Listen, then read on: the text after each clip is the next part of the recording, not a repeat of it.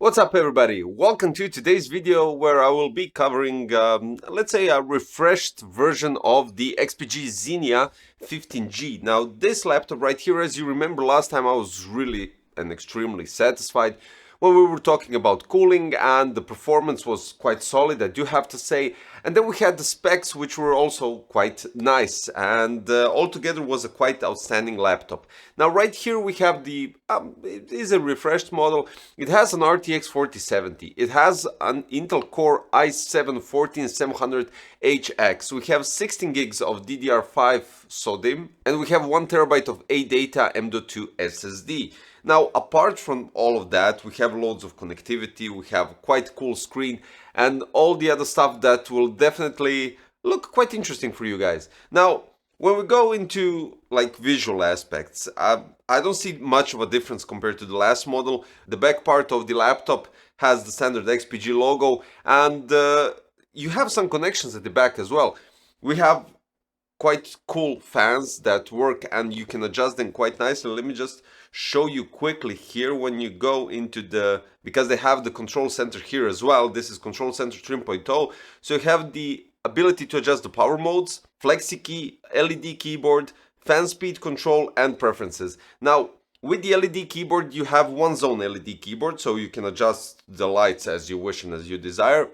We have a fan speed control. Now with the fan speed control you can do wonders, and you have some presets. So 100 or maximum 100% pushes the CPU fan to 5586 RPMs, and the CPU in full load in ADA 64 Extreme Edition goes up to 65 degrees Celsius, while the GPU fan goes up to 5337 RPMs, and the temperature goes up to 68. But what I wanted to do, you have a possibility to go with automatic adjustment, and of course you can go with custom where you can adjust the curve and everything else.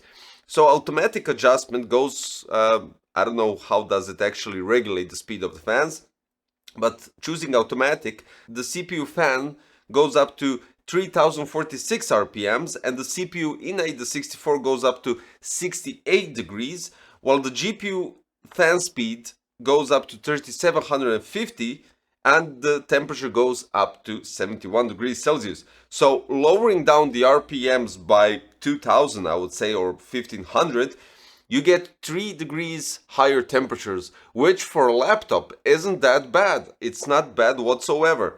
And I mean, what can I say?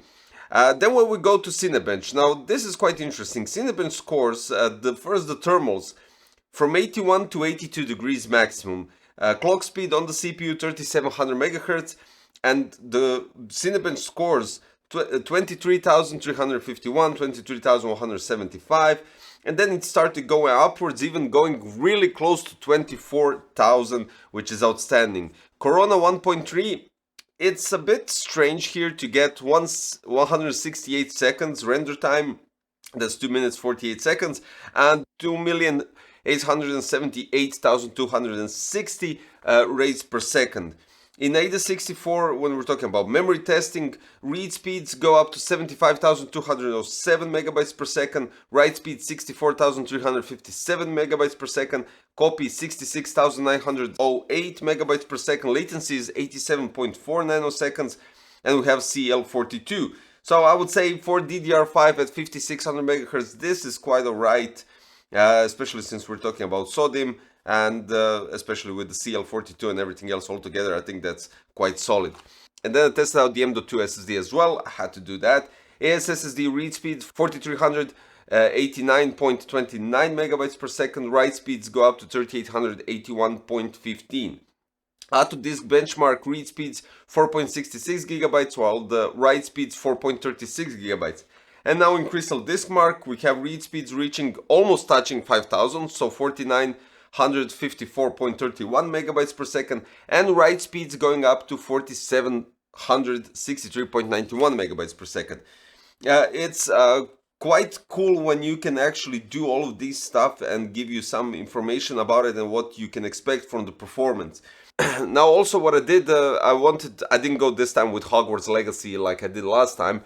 This time I went with Witcher 3, but I removed the ray tracing and just went with ultra details on 1080p. The average FPS was 55, and I think that's quite solid. I think that's quite solid for such a game with next generation of updates and everything they did. So yeah, I think that's really cool. Visually, I think the laptop is quite cool. It is a bit heavier, and it has huge openings here for the exhaust, for the fans. I think the exhaust is here, intake is from the bottom, and you have exhaust here at the back as well. Since we're at the left side, we have Kensington lock, exhaust. We have USB, and you have combo jack for 3.5mm jack audio. Then we go at the back. At the back we have RJ45 for your Ethernet connection, HDMI, DC power in, and you have USB Type-C connection here, which can be also used for transferring a picture towards your screen or whatever. So you can actually connect two screens with this. And of course at the back we have two additional exhausts. And then we go on the right side. Of course we have another exhaust. You have another Type-C connection, which is also for charging possible, and USB at the bottom. What we have is 4 rubber feet. We have all the information that you need when we're talking about Intel, NVIDIA. We have also a free copy of Powered by Sound Blaster Studio Plus, and that's about it. Of course, it comes with Windows 11 already pre-installed. So basically, all you need to do is just enter your credentials, and that's it. So visually, I think it's really cool. The keyboard is really nice to type, and I do have to admit that. The touchpad, quite solid, I do have to say. But honestly, if I used any type of laptops, I just ditched the trackpad, touchpad, whatever you want to call it, and just use a wireless mouse because it's kind of easier. Personal preferences, I won't go into that, but I'm using mouse. I'm not touching that touchpad. Keyboard, it's a full-size keyboard, so you have the numerical pad and you have all the Fs with multifunctional buttons, which is outstanding because we're talking about screen adjustment. You have possibility to adjust the volume, switch the screens to another one, adjust the brightness of the screen, screenshot, airplane mode, sleep, all the other stuff. It's all here. Really nice keyboard with multifunctional buttons. So you have two versions of this, two models actually. They both arrive with Intel Core i7-14700HX, but you have a possibility to choose one with 4070 and the other one with 4060. They both come with 8 GB of GDDR6 105 watts. The display is 15.6 Full HD 144Hz IPS panel. The storage is, as already stated, 1TB ADATA Legend 850 PCIe Gen 4x4 M.2. The memory you already know, 2x8 gigs ADATA DDR5 5600 MHz. Battery is 53.35 WHR lithium ion battery. Single zone RGB keyboard. We have Wi-Fi 6E and Bluetooth 5.2.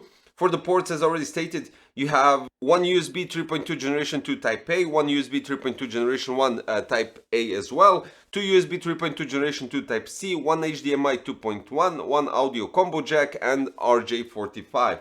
The camera on the front is 1080p Full HD camera, and in the package, of course, you get the Xenia 15G and 180 watts adapter. The total weight of the laptop is actually 2.25 kilos, which isn't bad, and I think that's quite solid.